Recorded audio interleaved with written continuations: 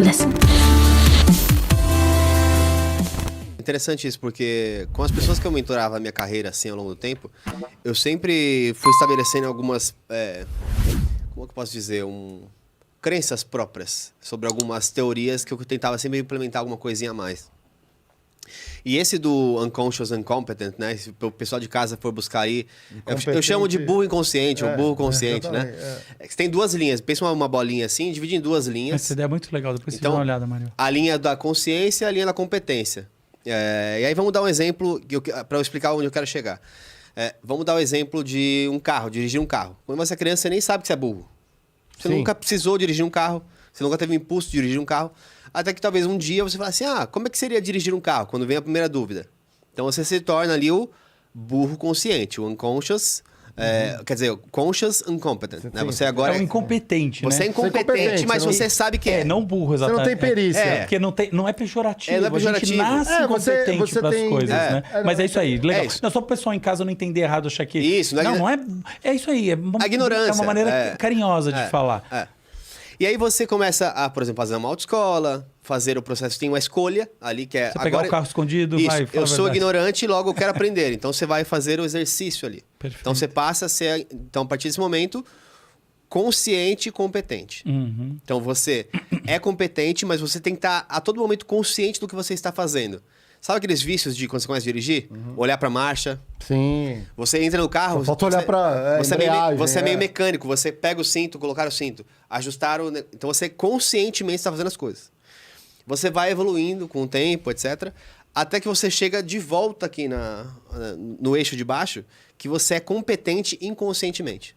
Quer um exemplo? Não façam isso em casa, obviamente. Mas sabe quando você... volta para casa dirigindo, você não bebeu nada, mas você chega em casa e fala assim, como eu chego em casa? Passou, eu tava pensando em outra coisa e de repente estou em casa.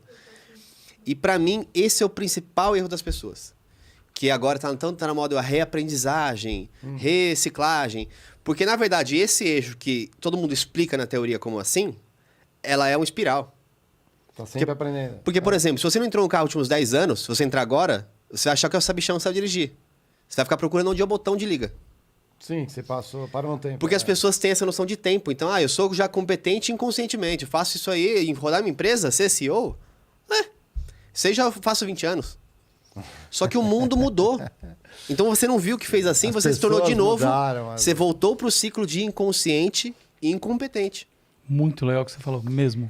Não, eu sempre pensei nisso, porque assim, as pessoas não percebem essa segunda curva. E cada. Genial. E como a tecnologia, inclusive, acelera exponencialmente, cada vez mais pessoas não estão percebendo que estão ficando para trás nessa espiral. Que eu parei no eixo inconsciente, que não era, mas não está era. se tornando. Mas isso, fazer um adendo aí, que é bem legal. O pessoal às vezes olha e é a diferença entre ter perícia e estar habilitado. Então alguém na empresa pega e habilita uma pessoa, igual carta, né? Você falou dirigir, né? Você, para dirigir, você tem que estar habilitado, que é você tem que ter, né? Vai lá e te dão um papel que diz, pode dirigir. Quando alguém contrata alguém e fala, você pode ser o CEO ou o gerente, então você está habilitado. Não necessariamente você tem perícia. Amanhã me botarem num guindaste de obra, sei lá, vou tentar usar o máximo do que eu aprendi na engenharia e vou errar ainda. Eu vou mexer numa alavanca, outra... talvez eu consiga fazer alguma coisa, dou conta ali do trator e do guindaste. Mas eu não sou habilitado e não tenho perícia. Então, às vezes, tem muita gente que é habilitada, que deram a posição, mas está sem perícia para executar. Isso que você trouxe é um negócio sensacional.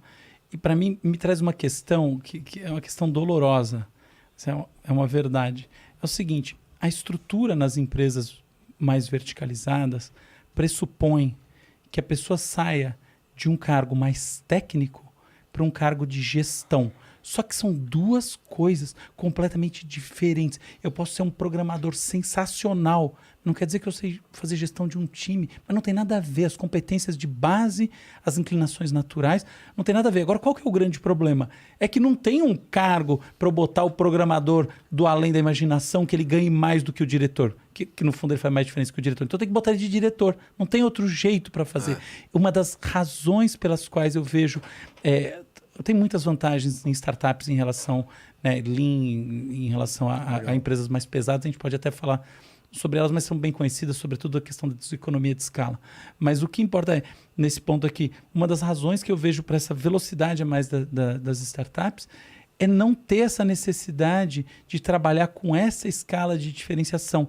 Uma escala que, a propósito, do ponto de vista humanista, ela é importante, porque a pessoa foi lá, ela deu um gás, ela realmente alavancou a empresa. Ué, qual que é o próximo, a coisa natural? Promovê-la. Isso é uma forma de recompensa dentro desse modelo que é absolutamente essencial para ele continuar rodando, para o modelo continuar funcionando, porque parte do incentivo para a pessoa dar esse gás todo é essa promoção, essa perspectiva de promoção, e do outro lado é uma recompensa de vida para essa pessoa também, que no final das contas é um ser humano, e a gente sabe que a teoria da firma do Ronald Coase de o nexo de contratos não vale mais, o que vale são o nexo de pessoas, não que não vale, mas enfim, o nexo de pessoas se sobrepôs, isso é ninguém, a teoria comportamental da firma é o paradigma, hoje em dia ninguém discute, mas enfim, qual que é o grande ponto? Quando a gente tem que fazer essa passagem por essas razões justificáveis, a gente cria esse problema de competência e de inclinação natural que vai muito na direção do que você está falando e é complementar, a verdade, ao que vocês dois disseram. Porque ela não é essa visão, engraçado, você trouxe essa visão muito do líder, né? O líder que ao longo do tempo vai perdendo essa capacidade crítica e vai se tornando incompetente no automático, por assim dizer, porque está achando que esse é o caminho e ponto final, que é o do dogmatismo, que é aquele que a gente está falando. Você trouxe um que eu acho também igualmente rico, que é esse da incapacidade de você trazer ao longo do tempo o know-how efetivo que faça jus à tal da posição que está sendo colocada dentro da instituição. Duas grandes verdades. No meio delas, a gente pode plantar um prédio aqui, chamar ele de empresa e dizer, e isso acontece muito na transição de carreira para os cargos de gestão, que é onde o problema da competência entra mais forte e onde eu acredito que muitas vezes o vício do automático se imponha, porque eventualmente aquela pessoa na base, ela não tinha esse DNA, esse tesão em fazer gestão. Às vezes ela é muito boa nessa outra coisa. Um grande cara técnico. O problema é que esse cara técnico também, ele não quer, tá bom, então eu vou ser o cara técnico, vou ganhar metade do diretor. Mas como assim se eu sou 5 vezes mais importante? Quem nunca viu aquela loja de carros que tem um vendedor que é muito mais importante que o diretor? Eu não vou mencionar, mas eu conheço de nome. Loja imensa, tá? É verdade. O vendedor mais importante que qualquer diretor. Se a coisa fosse menos engessada, aquele vendedor deveria ganhar mais do que o diretor. Só que não é que menos engessada, é uma coisa muito mais complicada. Porque você faz isso, você gera um seu lema com os outros vendedores. Então, esse não é um problema fácil de resolver. Não é que ninguém pensou numa saída para ele. É que ele reflete dificuldade, vamos dizer, contradições intrínsecas ao modelo de verticalização profissional. É isso. Joga no bônus. Não é assim que resolve normalmente. Não, e cada vez a gente tem mais informação, não? Então, a gente tem hoje em dia Glassdoors da vida. Então, qualquer pessoa, tecnicamente, consegue saber o salário do diretor, do gerente, do vice-presidente, todo mundo. Então, o que antigamente talvez fosse uma coisa meio... mas eu não sei realmente quanto ele ganha. Agora, Google, você sabe quanto seu chefe ganha. Exato. Pior que Exato. E é isso. E em cima disso ainda tem o fato de que a gente está numa economia de status. Então, você ter o status te abre portas que são portas que, de outra maneira, não seriam abertas. Né? Como é que uma pessoa se torna, em geral, gestora numa empresa grande? Sendo gestora numa empresa menor. E como é que ela se torna diretora numa empresa grande, sendo gestora na empresa grande antes? Né? Gerente? É assim que é. Então, no final das contas, esses cargos são posições essenciais no plano de carreira das pessoas. E é uma contradição do sistema. E o que eu vejo, em geral, é que, assim, quando os sistemas têm problemas intrínsecos como esse, eles tendem a degenerar. Então, para mim, o fato de estar tão claro isso, a gente ter essa contradição de agência, tal como uma contradição de agência no caso, para quem está em casa, contradição de agência do ponto de vista clássico é o seguinte, você tem o interesse dos shareholders, dos acionistas, que está representado no conselho gestor.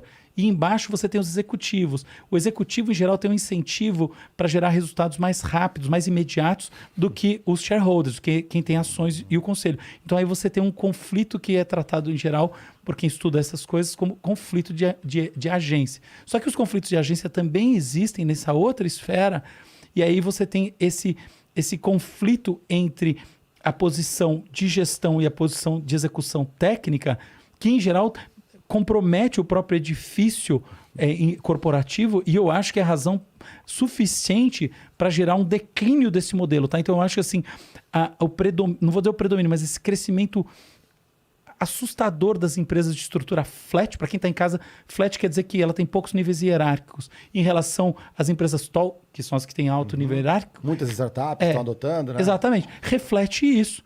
Então, qual que é a solução? A solução é o vendedor, o diretor, aqui não tem diretor, tanto faz. Essa é a solução. Resolvemos o problema, né? Inclusive, empresas que eu tenho, que eu sou sócio, né? Assim, as pessoas adoram querer me botar um cargo lá. Hoje mesmo eu vi um papel lá, a pessoa foi botar um negócio, estava escrito que eu era o CEO. Depois você tá louco? Eu não sou CEO de nada, sai fora. Pelo amor de Deus, não me dê um cargo. Mas por que isso? Eu queria usar o nome assim, para dar um peso? Para dar aquele peso. Alguém de marketing aí. Lógico. Eu sou presidente de conselho, de coisas. Não, mas não me põe... Porque eu não acho que isso é bom para as estruturas das empresas hoje em dia. Eu acho que a estrutura flat, na qual... o time é como se fosse um grupo meio Marvel, assim. Todo mundo. Liga da Justiça. Liga da Justiça. Ele tende a funcionar mais. E se a gente for ver essas grandes empresas hoje em dia que estão tendo super sucesso, por exemplo, eu não preciso falar mais nada. Você sabe, você está imerso numa empresa que tem uma estrutura que vai nessa linha, que tem muito menos níveis hierárquicos do que a maior parte. Isso é uma fórmula vencedora hoje em dia. E é isso aí. Então, como é que você resolve? Você resolve fundindo as duas coisas. Aí não tem muito... Então, essa pessoa é pessoa de... É CIO? É vendedor?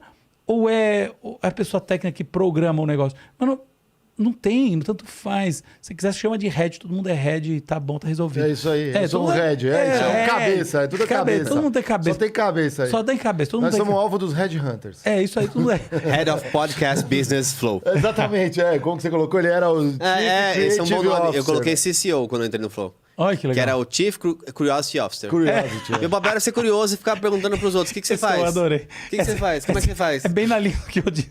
É tipo nada. O que eu sou?